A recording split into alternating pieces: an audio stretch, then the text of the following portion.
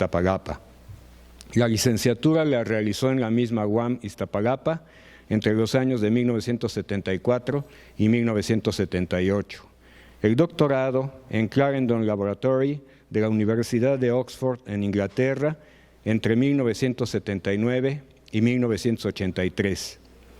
Estancias sabáticas que ha realizado en La Habana, Cuba en 1993, en Tonancintla, Puebla en 2002, en París, Francia en el 2004, en el IMAS de la UNAM, aquí en México, en el 2017. Temas científicos de interés: óptica, diseño y construcción de láseres, óptica no lineal, ablación láser, pulsos ultrabreves, coherencia, Trayowalchietzlitzi, mecánica, osciladores clásicos y cuánticos dependientes del tiempo, energía, invariantes exactos, fenómenos ondulatorios, matemáticas, fractales, pi, álgebra de escatores, descripción de tiempo, espacio. Patente en diseño óptico de instrumentos parcialmente periódicos. Pues entonces los dejo con el doctor. Les comento que terminando esta conferencia magistral, iniciarán las ponencias en las salas que están aquí contiguas. Dejo entonces, por favor, aquí con un aplauso al doctor Manuel Fernández Guasta.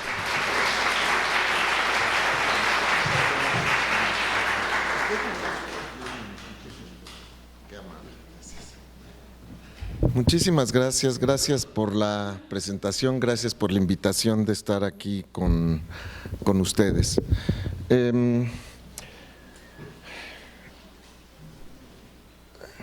Muy bien, déjenme… A ver si… la secuencia de la plática, quiero hablar un poquito como una introducción de arte y matemáticas, de lo que es medida y magnitud, y después hablarles ya en particular de un álgebra en el cual estos conceptos los vamos a vincular a esta cuestión,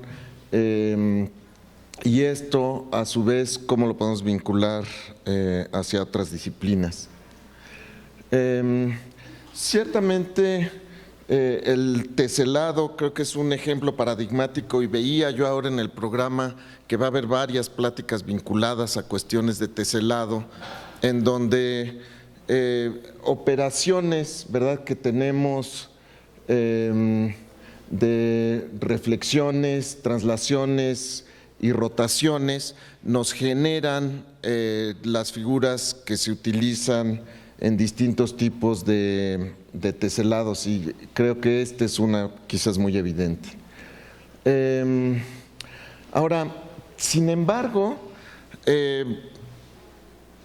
estas esferas de conocimiento, digamos, de lo que tenemos en ciencias exactas y en otras disciplinas, en particular hacia las artes, si bien sentimos que existe ese vínculo no es trivial de realizar.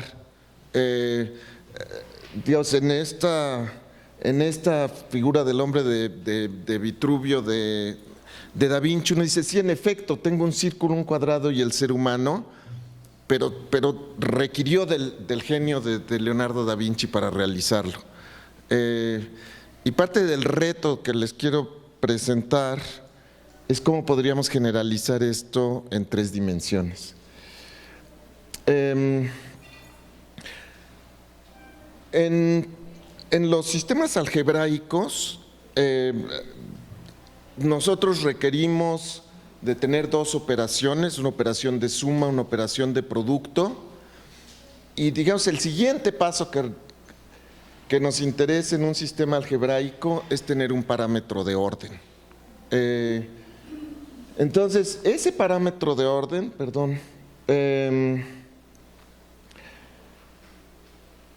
es lo que nos permite establecer el concepto de distancia. Y claro, una vez que tenemos ese concepto de distancia, podemos hablar de cerca y lejos, ¿verdad? Y digamos, esa es como la secuencia que seguimos. Y… caray, le pico al que no va. Y este concepto matemático nosotros en física lo vinculamos a los conceptos de tiempo y espacio. Y entonces, claro, vinculamos la métrica de una álgebra con un sistema físico, digamos, con la matriz en la que está imbuida la existencia, ¿verdad? Que sería el tiempo y el espacio.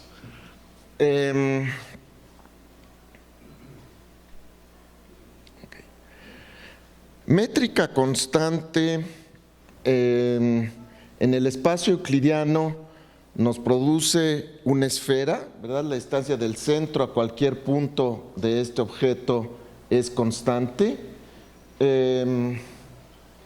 Y esta es mi bolsa de Pandora. Entonces esta es una de esas esferas. ¿Alguien sabe de qué es esta esfera? ¿Es de madera? Ahí lo puse, es una Kumaka Rarajipari. Es una esfera con las que juegan los rarámuris o tarahumaras en el norte del país, y en estas carreras que hacen, lo que van aventando es esta Kumaka. No es esta pelota, ¿no? Pensamos que estas esferas para juego, que serían las pelotas, es una de las contribuciones de nuestro país al mundo.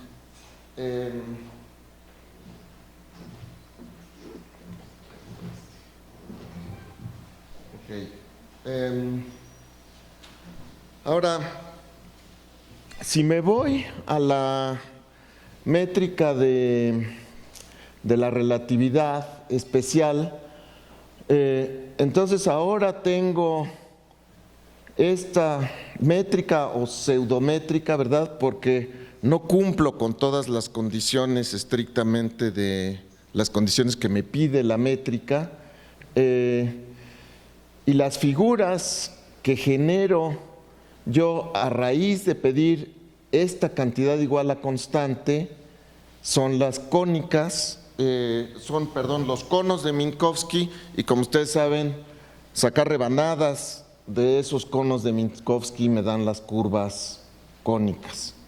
En particular, el cono de Minkowski lo dibujamos y lo truncamos aquí, pero en realidad es un cono que va hacia el infinito, a más infinito y hacia menos infinito. Y es peculiar de la métrica hiperbólica que la figura que produce no es una figura acotada, ¿verdad? Como la euclidiana, en donde sí tenía una esfera que está acotada en un volumen. Aquí no tengo un plano acotado. Entonces, sí, esta lámina estuve dudando mucho si realmente la debería yo poner o no. O sea, pensar que la recta y el círculo y la elipse son las curvas más elementales, ya me quedé dudando si eso es una buena idea, pensarlo así o no. Ciertamente es como nos introducimos, ¿verdad?, a una serie de curvas, pero considerar que estas son las más elementales dependería un poco de la geometría. Entonces, sí, creo que no estoy muy seguro si eso es correcto, y me gustaría en algún momento escuchar su opinión.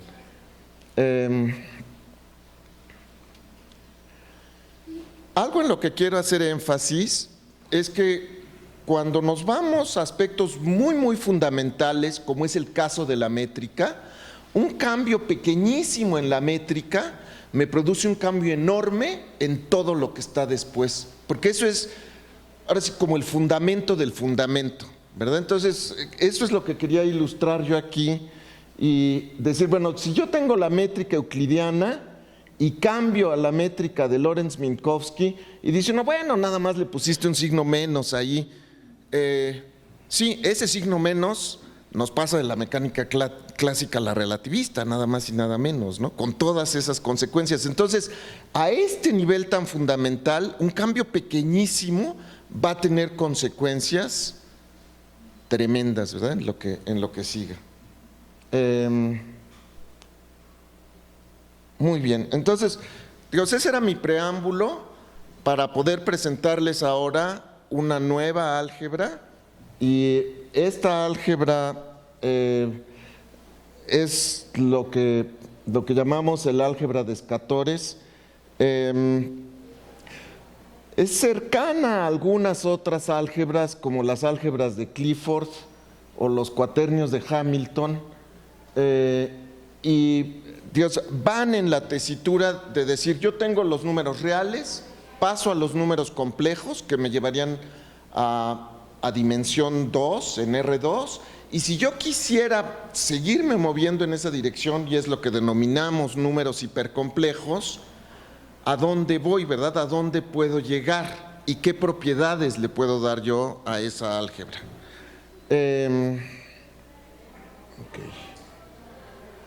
El nombre de escatores proviene de contraer las palabras escalares y directores. Durante cierto tiempo aquí a veces le poníamos vectores, pero como voy a tratar de mostrarles un poquito más adelante, la parte que contiene cualidad de dirección no cumple con los axiomas de los vectores. Entonces, por eso preferiblemente no ponerlas como vectores. Y creo que eso quizás lo podamos ilustrar un poquito más adelante. Ok. Estas cantidades, digamos, cuando nosotros aprendemos a representar el mundo con cantidades matemáticas, lo primero que hablamos son de cantidades escalares, y ciertamente ejemplos de eso sería color, temperatura, y aquí tiempo es una parte curiosa, porque desde el punto de vista clásico, de física clásica, en efecto el tiempo es una cantidad escalar. Pero desde el punto de vista relativista, como ustedes recordarán, forma parte, es una componente de un cuadrivector. Y al formar parte al ser una componente de un vector, pues ya no es un escalar, ¿verdad? Ok, pero digamos, ese concepto, digamos, aquí hablar del color rojo que está aquí o el azul que está aquí, no tiene sentido preguntarme para dónde va, ¿verdad? O sea, no tiene sentido qué dirección tiene ese color. O sea, es el color, pero no posee la cualidad de dirección, ¿verdad? Y eso versus otras cantidades que, como todos nosotros enseñamos, ¿verdad? Posición, trayectoria, velocidad, etcétera, sí poseen esa cualidad de dirección. Yo traté de ilustrar esto aquí con la tira de la peregrinación, un poco en términos de que cuando los antiguos mexicanos venían del Aztlán, algunos de ellos vinieron caminando por aquí, y no sé si alcancen a ubicar aquí a 3 de ellos con la panza para arriba, y aquí sacándole el corazón a uno de ellos. Otros que se fueron en otra dirección llegaron acá, que como ustedes bien reconocerán, llegaron a Chapultepec. Entonces, ciertamente, probablemente viajaron la misma distancia, pero en diferentes direcciones, y las consecuencias fueron radicalmente distintas, ¿verdad? Ok. Esta álgebra de las que les voy a hablar es una álgebra que se puede generalizar a 1 más n dimensiones, aunque en particular ahora les voy a hablar en 1 más 2 dimensiones, que sería irnos un pasito más allá de los números complejos, ¿verdad? O sea, sería una dimensión más de los números complejos. Aquí la estamos representando por 3 números reales, y el punto y coma del primero respecto a los otros 2 es porque esta componente o esta parte del escator tiene una cualidad distinta a estas 2, y esencialmente esa cualidad distinta es que esta parte no posee esa cualidad de dirección, mientras que estas 2 sí poseen esa cualidad de dirección. Ok, Ahora, como digo, lo primero que tengo que establecer en un álgebra es cómo sumo y cómo saco productos. La manera en cómo sumo es la forma usual de sumar, y sumo componente a componente. Entonces, si tengo la componente A0, la sumo con la B0, la A1 la sumo con la B1 y la A2 la sumo con la B2. Hasta ahí no tengo nada particularmente nuevo. Esta suma satisface propiedades de grupo conmutativo. Ahora, para definir el producto, tengo que restringirme a un subespacio. Y al subespacio que me restrinjo es este que está aquí puesto. Es decir, yo lo que pido es la parte escalar tiene que ser distinta de 0 si las dos componentes con dirección, las dos componentes directoras, son distintas de 0. Entonces, no podría, digamos, esta tríada, si yo quisiera poner 0, punto y coma, 3, 4, estaría excluido, ¿verdad? No puedo. Si esta tríada fuera 0, 0, 3, pues vale y cabe aquí adentro de este conjunto. Entonces, siempre y cuando estos dos sean diferentes de 0, este necesariamente tiene que ser diferente de 0. Y creo que va a resultar ahora evidente por qué. Porque la manera en la que defino el producto de estos dos números es, este producto en la parte escalar es G0 y esta G0 está descrita por esto que tienen ustedes aquí, y las componentes directoras por estas dos que están acá. Ahora, fíjense ustedes que si yo aquí digo voy a tomar uno de ellos que tuviera aquí 0, ¿verdad? Entonces, si yo uno de estos lo vuelvo 0, digamos por ejemplo B2 lo vuelvo 0, tendría 0 este término, 0 este término, y aquí me quedaría A0B0 menos A1B1. Pero esta es la definición para la parte real de los números complejos. Entonces, dicho de otra manera, si yo pongo 0 cualquiera de las dos componentes directoras, yo obtengo un conjunto que es isomorfo a los números complejos. Entonces, en este conjunto en donde tuviera yo ya estos tres distintos de 0, tengo embebidos dos conjuntos de los complejos allá adentro.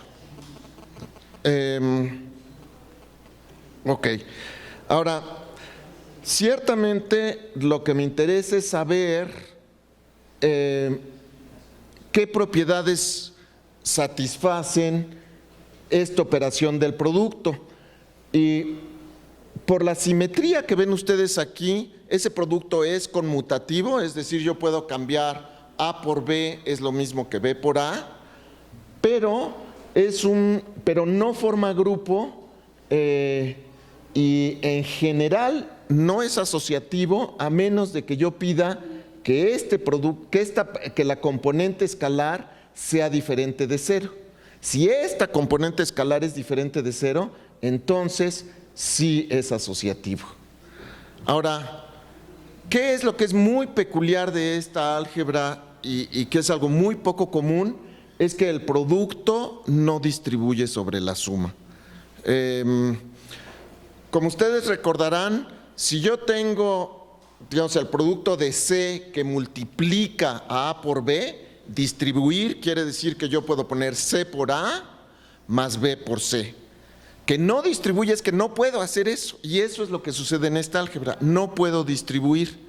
Hay una regla para distribuir, pero no es tal cual en donde yo pueda multiplicar las cosas así.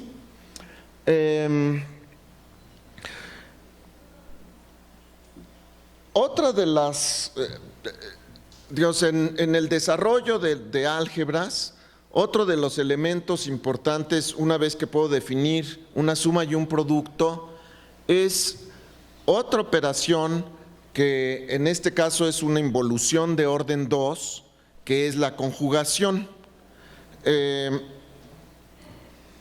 Esa conjugación, la manera en la que la establezco, es decir, las partes directoras les cambio de signo y la parte escalar la dejo con el mismo signo.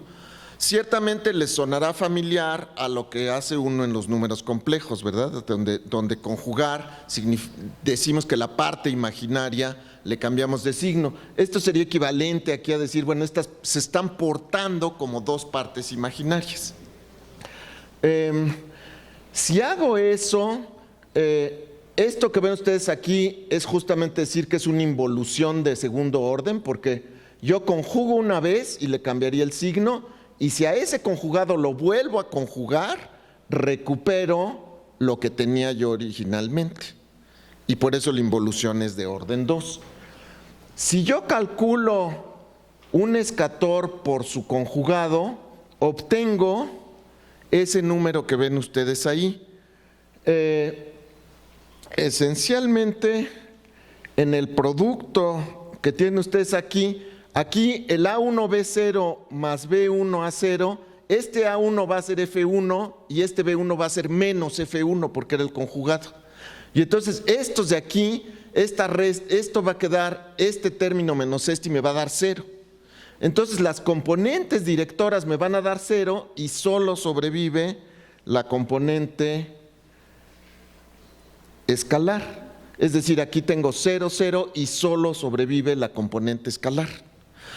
Yo puedo mostrar que esta componente escalar es isomorfa a los reales, al álgebra de los reales. Entonces, en el fondo, yo aquí ya lo que tengo es un número real semipositivo definido. Ergo, tengo un parámetro de orden. Y un poco de ahí la introducción de la que hablaba al principio, en donde digo, claro, yo ahora con esto puedo plantear una métrica, puedo plantear una noción de distancia. Para aquellos de ustedes que tengan una formación más matemática, hay teoremas importantes, en particular el teorema de Hurwitz, que me dice que no puedo tener yo álgebras normadas, sino en 1, 2, 4 y 8 dimensiones. Y ciertamente uno le preocuparía que aquí yo puedo tener un álgebra en 1 más n dimensiones, donde n es cualquier número entero. Ciertamente no contradice el teorema de Hurwitz, porque en particular esta condición de magnitud que ven ustedes aquí no cumple con la desigualdad del triángulo. Entonces no cumple condiciones de norma. Cumple las otras dos condiciones que pide la norma, sí, pero no la de desigualdad del triángulo. Ok, entonces establezco yo la métrica como la raíz cuadrada del número por su conjugado, y es esto que tienen ustedes aquí de la lámina anterior. Y ahora, y es otra vez, ¿verdad?, de estos puentes que empezamos a hacer entre las matemáticas y en este caso las ciencias hacia la física, es decir, voy a interpretar el escalar como el tiempo y las componentes directoras las voy a asociar con dos componentes del espacio. Entonces, comparen ustedes lo que sucede de la métrica euclidiana ahora yendo a la métrica de escatores. Si yo aquí me quito este término, yo tendría un t cuadrada más x cuadrada más y cuadrada, y esto hasta aquí todavía es una métrica de tipo euclidiano, ¿verdad? En 3 dimensiones, pero estoy sumando 3 cuadrados. Sin embargo, tengo ese término ahí, y este término es el que me está alterando la métrica. Y vuelvo un poco a la idea de cuando cambiábamos el signo menos a la métrica de Lorentz, ¿verdad? Que uno dice, bueno, se ve nimio, ¿verdad?, el término que le estoy agregando ahí, pero es en un nivel tan fundamental que va a tener enormes consecuencias hacia lo que siga. Ciertamente llama la atención, y uno dice, cuando yo tengo denominadores, aquí una de mis preocupaciones siempre va a ser cuando ese denominador sea 0, ¿verdad? Porque eso va a hacer que esto diverja. Y ¿se acuerdan ese subespacio del que hablamos? Nosotros pedíamos si esta X es distinta de 0 y esta Y es distinta de 0, pido que T sea distinto de 0. Ok. Ahora, comentamos lo que era una esfera cuando tomábamos métrica constante en particular constante igual a 0 para encontrar la geodésica nula. En el caso de Minkowski son conos. Y ciertamente aquí nos preguntamos y decimos, bueno, ahora voy a métrica constante y quiero ver qué superficie es la que genero con métrica constante. Entonces, tomo la métrica igual a 2 y el cuadrado de la métrica igual a 4. En este caso lo que tengo es una superficie que es bidimensional, inmersa en un espacio tridimensional. Y esto lo hemos tratado de graficar en distintos sistemas de visualización, y es una figura aquí con un poquito de transparencia que se ve más o menos como lo que tienen ustedes ahí. Y a esto es lo que denominamos la cusfera, y la denominamos cusfera porque una de las propiedades peculiares de esta figura es que dos de sus proyecciones son un círculo, mientras que en la tercera dirección es un cuadrado. Entonces, este dibujito está tratando de ilustrar esto, ¿verdad? O sea, digo, si yo iluminara por este lado, la sombra que me produce es un cuadrado, mientras que si ilumino en esta dirección o en esta dirección, la sombra que me produce es un círculo. Ciertamente surge la pregunta si esa figura que estamos planteando es una figura del tipo de las que vemos en algunos de los dibujos de Escher, en donde decimos, sí, en el dibujo de Escher, aquí tiene su diagramita y el matemático con su figura, pero ciertamente yo no puedo construir esa figura de a de veras con ángulos rectos, ¿verdad? Entonces, la pregunta es, ¿la cusfera sí la puedo construir o es un poco como esta, ¿no? O sea, ¿puedo construir un objeto cuya proyección en dos dimensiones sea un círculo y sin embargo en la tercera dimensión sea un cuadrado? ¿Qué opinan? Ok.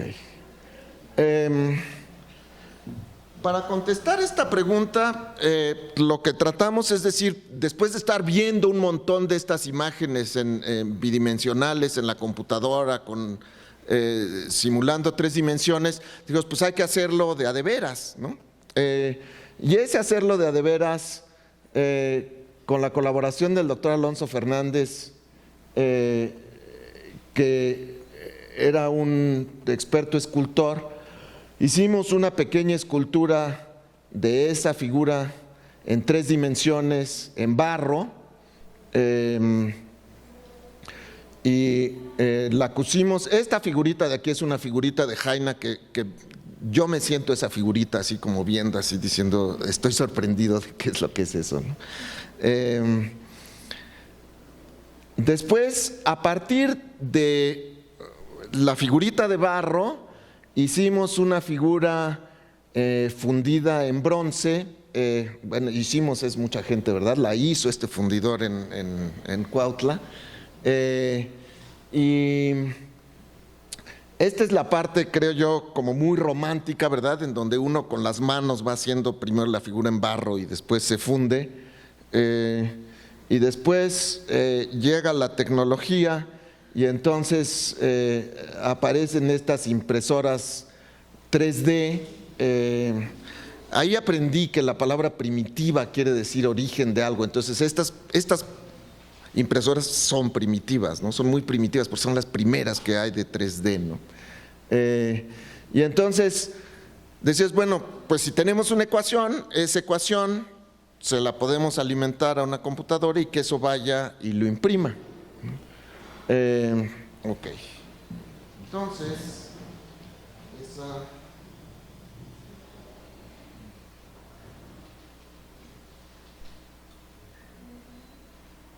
Entonces, esa es esta. Y esta que está aquí, o sea, yo lo que quisiera es ilustrarles aquí, veo la sombra como un círculo, quizás se las muestro mejor a ustedes, dependiendo de la perspectiva en la que ustedes estén, pero digamos, la silueta que ven ustedes es en efecto la silueta de un círculo, ¿verdad?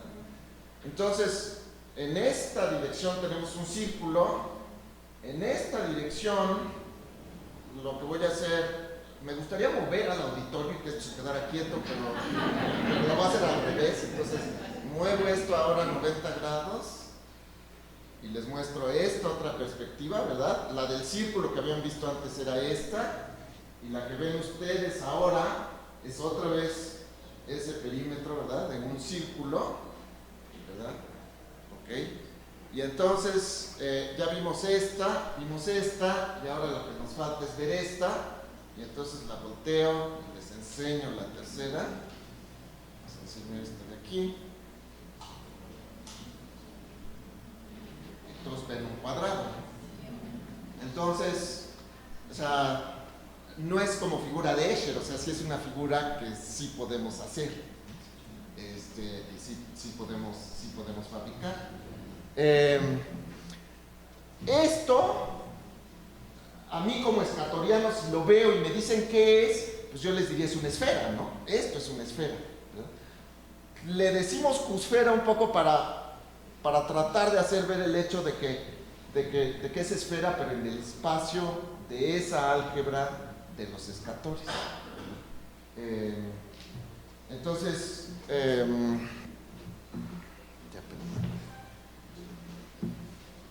esa cusfera,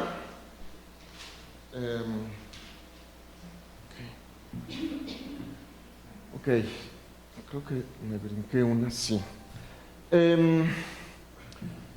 Aquí lo que estamos viendo son rebanadas de la cusfera, y hay varios aspectos importantes. Piensen ustedes, tengo en la primera de allá de la izquierda, tomé la cusfera así y empiezo a hacer rebanadas aquí.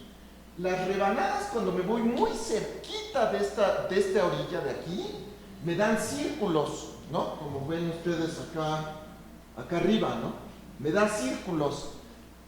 ¿Eso qué quiere decir?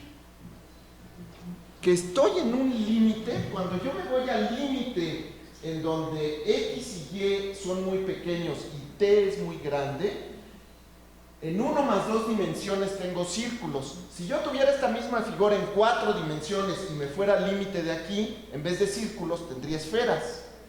Ergo, es el límite euclidiano. Esta figura en un límite, en el límite de estas dos orillitas, cae en el límite euclidiano. Y en efecto, ¿se acuerdan? Teníamos una suma de cuadrados y luego un término que era x cuadrada y cuadrada en t cuadrada. Si x cuadrada y cuadrada son muy pequeños y t cuadrada muy grande, pues ignoro ese término. Ergo, caigo al límite euclidiano.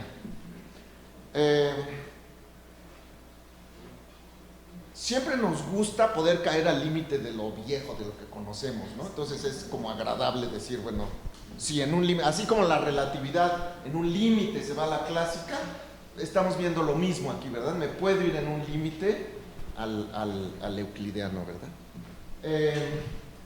Después, si yo lo que hago es poner la figura así, cuando vean ustedes el círculo y empiezo a rebanar aquí, esto de aquí me va a dar una lemniscata, ¿verdad? Así como un símbolo de infinito, digamos, ¿no? Este símbolo de infinito, a medida que yo voy rebanando cada vez más para acá, se va deformando, y es lo que voy viendo aquí, ¿verdad? Esto era así como una lemniscata, se va volviendo cada vez más grande, y creo, cuando ya la vemos aquí muy deformada, a mí me gusta más ya llamarle un papalotl, porque digo, sí, ya se empieza a ver más como ala de mariposa que como símbolo de infinito.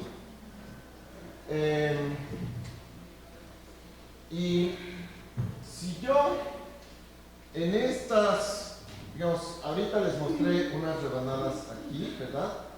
proyecciones aquí. Si ahora yo lo que tomara son rebanadas aquí en medio, al rebanar aquí en medio me va a dar este tipo de figuras que tengo aquí, que son como cruces, y ek en maya es estrella. Entonces por eso le pusimos a este ek. Chanev es 4 en maya, ek Chanev, estrella de 4 puntas, ¿no? Espero que no haya un especialista en maya que hable. Es que estoy construyendo así como construiría así de hombre blanco, no sé qué. O sea, no lo estoy haciendo gramaticalmente bien, ¿no? Pero ciertamente cuando platico de esto y lo hago con extranjeros, en particular con sajones, es muy importante aclararles que no vayan a decir ik, porque claro, ellos la E le quieren poner I, ¿no? En vez de E. Ik es negro en maya, o sea, es completamente otra cosa, ¿no? Pero bueno, con ustedes creo que no tenemos ese problema. Ok. Esta figura métrica tiene propiedades extraordinarias. Aquí, si yo tomara una rebanada justamente en este plano, lo que tengo aquí es una elipse. Y de hecho tengo 4 elipses, y son las 4 elipses que estamos tratando de representar aquí. Y estas elipses, los semiejes, es raíz de 2 a 1, ¿no? Del orden 1.44 a 1. Entonces,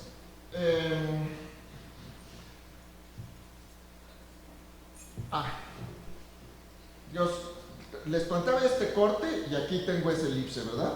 Con semiejes 1 raíz de 2.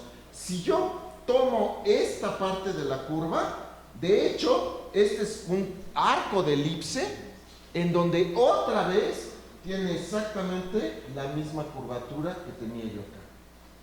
Esta de aquí, esta es también la misma curvatura. Okay. Entonces, tomo esta figura, la parto por mitad y tendría yo la figura que ven ustedes aquí, es simétrica. Esta costura que hay aquí es una costura infinitesimal, o sea, se une nada más por una rayita.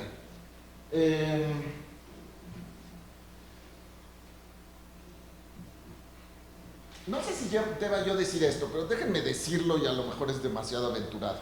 Pero si yo estoy representando espacio-tiempo, este eje de aquí es el eje de tiempos y en el cruce aquí de la costura sería el T0, es decir, sería mi presente.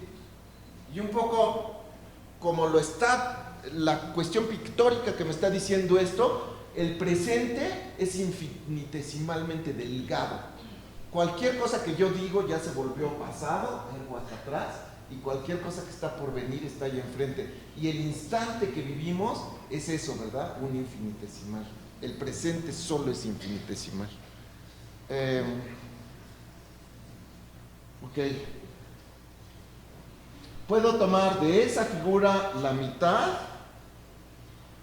y de esa mitad la mitad, y es esto que ven ustedes aquí, y aquí la pinté en un poquito más grande, y lo que quiero hacerles notar es que de la cruz que teníamos, esta es una recta, esta es una recta, este es un arco de círculo y este es un arco de círculo. Entonces tengo, visto aquí sería una costura de la recta, una costura de la recta, aquí un arco de círculo y aquí un arco de círculo. Entonces tengo fundidas en una sábana la recta y el círculo. Y claro, eso me regresa al hombre de Vitruvio, ¿verdad? Y digo, bueno, ok, aquí ya tengo las rectas y los arcos de círculo en un volumen, pues ya nada más y nada menos lo que me falta es la escala humana. O sea, nos hace falta un Da Vinci, ¿no? Para que haga el 3D. Y ciertamente cuando puse en letra muy chiquita ahí esto de y la escala humana en mi plática, por eso la puse chiquita, porque en realidad no puedo, no sé. Todo lo que puedo es plantear, digamos, sería un poco como que yo les dijera, miren, les doy el cuadrado y les doy el círculo. Y ahora hagan algo como lo que Da Vinci hizo, pues no está fácil, ¿no? Pero ciertamente debe ser posible. Y estoy realmente interesado en la contribución que puedan hacer ustedes en esa dirección. Ok. Ahora, cuando uno no sabe bien qué hacer, pues no le queda más que jugar.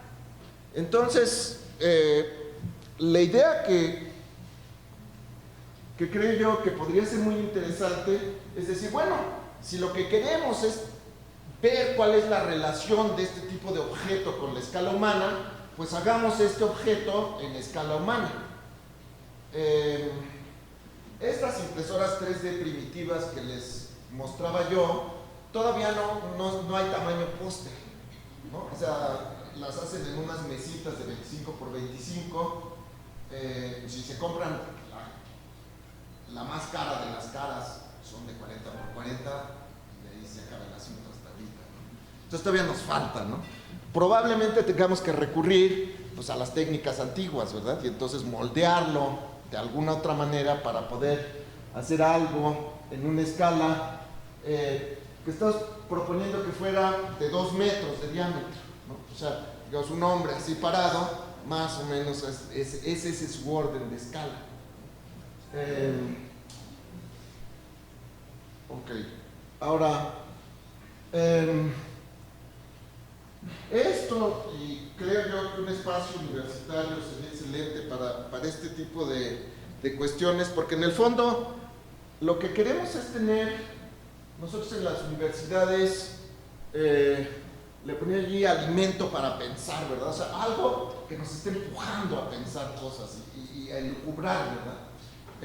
Y entonces, si nosotros tuviéramos una escultura de este tipo en el campus, la idea es que uno pudiera hacer ya el inverso de lo que yo les mostré aquí, ¿verdad? O sea, tener la escultura fija y entonces ahora yo deambular y claro, volverme yo más partícipe, ¿verdad? Con mi movimiento de las distintas perspectivas que puede tener una figura de este estilo. Mencionaba yo, y a veces he hecho énfasis con las sombras de estas cosas, porque ciertamente es muy lindo ver estas cosas con la sombra y ver que realmente produce la sombra de un cuadrado, de un círculo,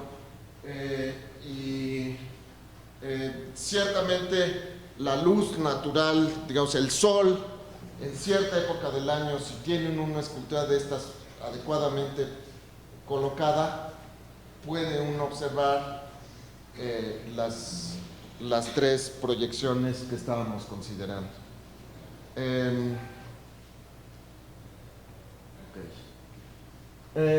Ahora, la dimensión temporal, cuando nosotros tomamos este tipo de objetos, lo que hacemos es que estamos representando en el espacio lo que es el tiempo, ¿verdad? O sea, lo traducimos, ¿no? Decimos, tomes este eje como si esto fuera el tiempo. Pero este en realidad no es el tiempo, es uno de los ejes del espacio, ¿verdad? O sea, nos valimos de los 3 ejes que tiene el espacio, las 3 direcciones ortogonales, y por eso solo hice un dibujo bidimensional del espacio para usar el eje que me sobraba para el tiempo. Pero claro, podría yo decir cómo involucro al tiempo mismo Y creo yo que una idea interesante para involucrar al tiempo sería convertir esto en una cápsula de tiempo. Y si vaciamos este objeto en bronce, podemos proponerle a la comunidad que ponga mensajes, inquietudes de lo que estamos viviendo ahora, allá adentro. Eventualmente, después de cierto lapso, lo sellamos y dejamos instrucciones para que se abra en cierto tiempo. Yo sugería aquí el ciclo prehispánico y por eso los 52 años que estoy mencionando.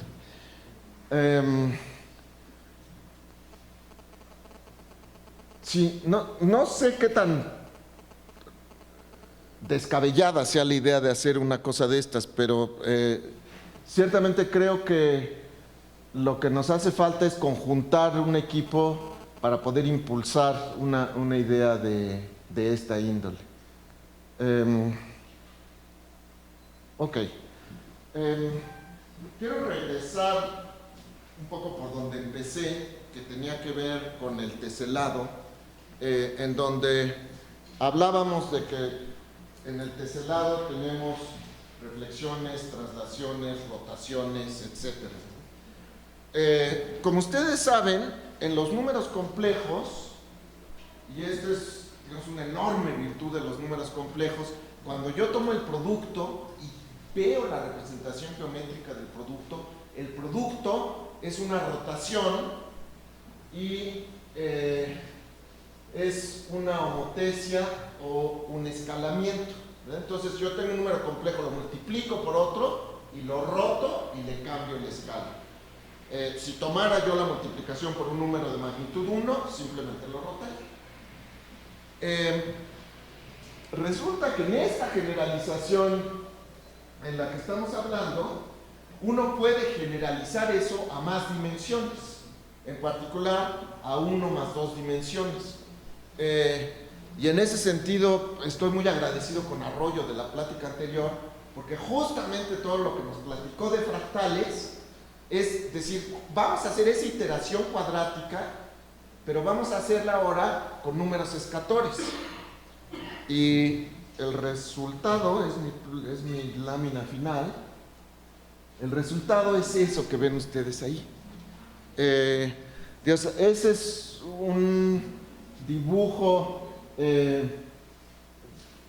en la computadora tridimensional, después iluminada con trazado de rayos para poder mostrarla bidimensionalmente.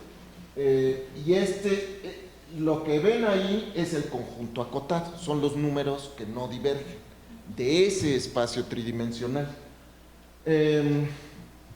Algo que a uno le sorprendería es que uno diría, bueno, pero tú dijiste que era isomorfo a los complejos, ¿verdad? O sea, yo dije que era isomorfo a los complejos, entonces quiere decir que aquí yo debería ver el conjunto de Mandelbrot en algún lado.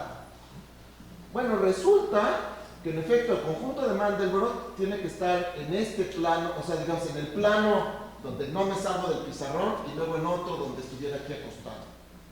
Resulta que sí está, pero es infinitamente delgado. Y es tan delgado, cuando ustedes hablan de píxeles, hablamos cuando tenemos cuadritos en una pantalla, ¿no?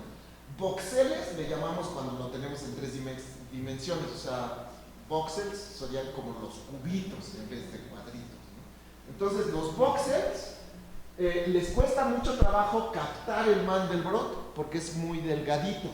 Digamos, aquí hay una bola donde estaría el cardioide del Mandelbrot, ¿no es cierto? Empieza aquí y acaba acá, así. Esta es la bola del Mandelbrot, el cardioide.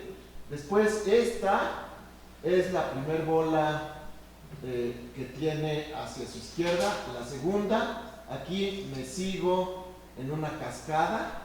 Por acá empieza a haber otros. Por aquí donde está este puntito es el -2. Bueno, justo antes del -2, ¿no? Todavía hay algo acotado. Acá está el 2 y ya no hay nada acotado más allá afuera. El 1/4 del que hablaba Arroyo está aquí. Entonces, sí está el conjunto de Mandelbrot. Ahorita yo he estado tratando, cámara, sí, gracias. He estado tratando de convencer a los colegas de cómputo que hicieron este programa, que se llama Mandelbrot, que hagan algo para que sí pueda agarrar al Mandelbrot aquí. Y no es un problema de cómputo trivial, porque si yo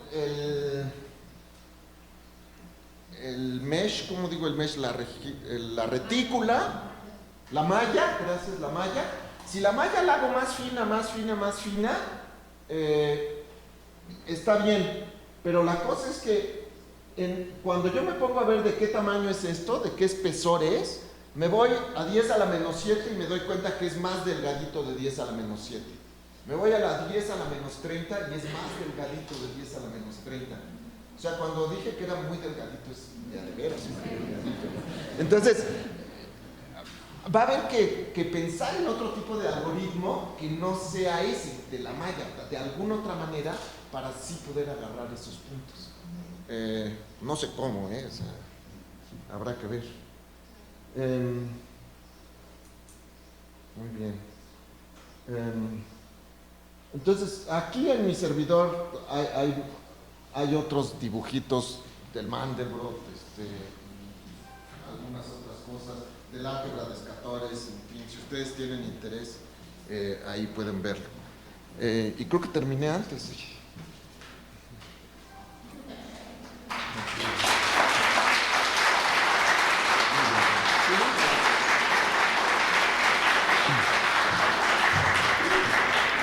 Muchas gracias. Estamos un poco atrasados de tiempo, pero sí quisiera yo darles oportunidad de, si quieren ustedes, hacer unas 2 o 3 preguntas, por favor.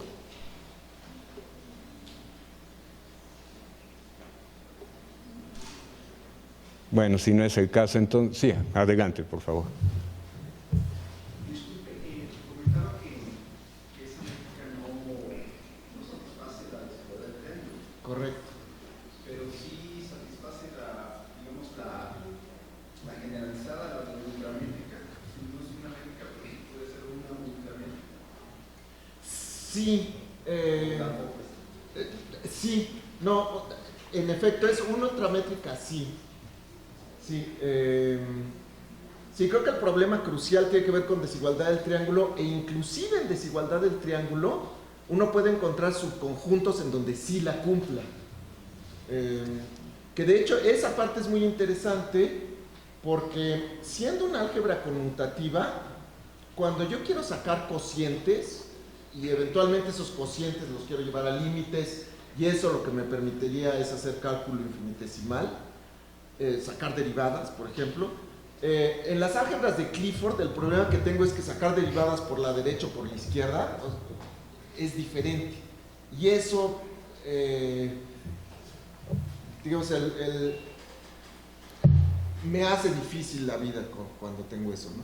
Aquí no pasa eso, pero tengo que tener un lugar en donde sí cumpla yo desigualdad del triángulo, porque yo lo que quiero es poder acotar y decir, bueno, este volumen que tengo aquí es una vecindad en donde la distancia es más chiquita que un punto que está acá afuera. Y para eso necesito desigualdad del triángulo. Entonces sí puedo encontrar ciertas condiciones en donde cumpla eso, lo que me permite. No sabes que si cumple la ultramétrica es que sea menor que el máximo. Sí. Las dos, no que sea la suma. Sí. Sí, o sea que tengo una cota, ¿no? ¿Voy bien? La desigualdad, que es generalización de la desigualdad del triángulo, Sí. que define la ultramétrica, se define como la norma de x más y. Ok. Es menor o igual que el máximo. Ok. La norma de x y la norma de y. Ok. No la suma. Ok, de acuerdo. Y esa Okay. No, entonces esa no la cumple, no la cumple. Pero me interesa mucho si me pudiera platicar un poco más de eso. ¿Sí? Gracias. Gracias. Bueno, pues no queda más que agradecer al doctor.